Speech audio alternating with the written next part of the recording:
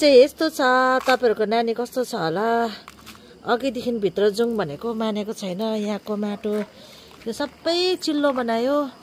अनि यहाँनिर यस्तो गर्दैछ। अब उसलाई चाहिँ एउटै कुरा भन्यो भने मात्रै हो मान्छ।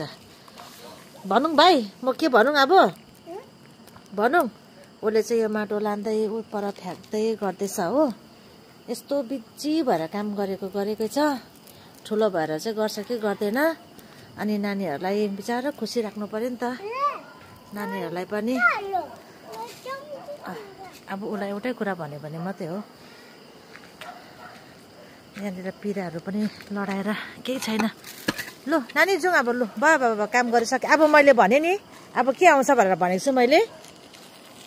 भाइ ऊ परबाट ऊ गरेर आउँछ कि अब जानुपर्छ। लु जाउँ अब जाउँ।